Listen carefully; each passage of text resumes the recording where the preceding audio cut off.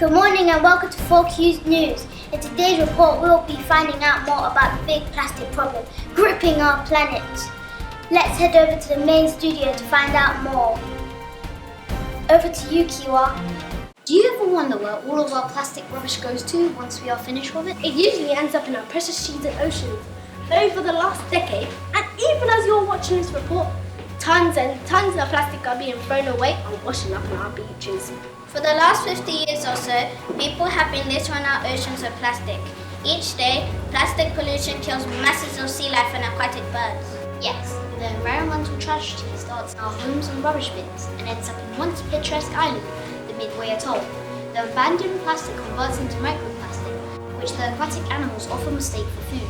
Let's speak to our science correspondent, Samaya Science Socks, to find out more about microplastic and how it is damaging our environment.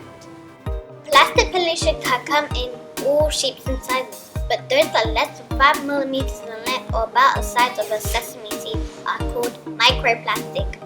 Over the time, plastic breaks down into microplastic. The problem with these tiny pieces of plastic is once they are washed down the drain, they escape being filtered by wastewater treatment plants, allowing them to enter the oceans. Aquatic animals and birds often mistake poisonous species of microplastic for food and feed it to their young. Thank you, Dr. Science Sock. So let's take a closer look at the effects of plastic pollution damaging our beaches and seas. Our reporter, Louis Truthfinder, travelled to the Midway Atoll to find out more. Good morning, I'm Louis Truthfinder and I'm here on the Midway Atoll to interview Matt Brown and Matt Blue. They are wildlife experts who know how harmful plastic is to birds and aquatic life. How did you feel when you realised how bad the plastic pollution was? Dreadful. The situation is worse than people think. It's filthy and scary. Our wildlife are dying. Fish eat microplastic and birds feed plastic to their babies.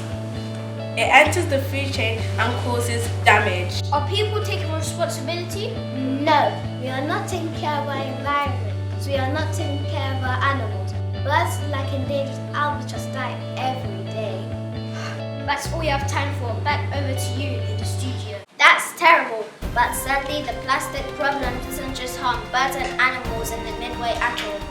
Let's travel across the Atlantic Ocean to the Lofoten Islands in northern Norway with our reporter David Boomike. I caught up with Tim Nunn and Simbad, two surf photographers in the UK, to talk to know about the trip to Lofoten Island and why they created the plastic project. I always wanted to visit the beautiful Lofoten Islands in Norway. When I finally arrived here, I was shocked by what I saw. The beaches were covered in plastic. That's when I decided to start my project, the plastic project. I take pictures of the beaches covered in plastic to try and let as many people as possible know what is going on. In recent years, the situation has got much worse. Even the remote beaches are covered in plastic. Bottles, toys, oil cans were all washed up on these once beautiful beaches. How awful! As you can see, plastic pollution is a big problem for our planet. We visited Richard Atkins Primary School in London to speak with a group of ecology experts to find out what we could do to help reduce plastic pollution.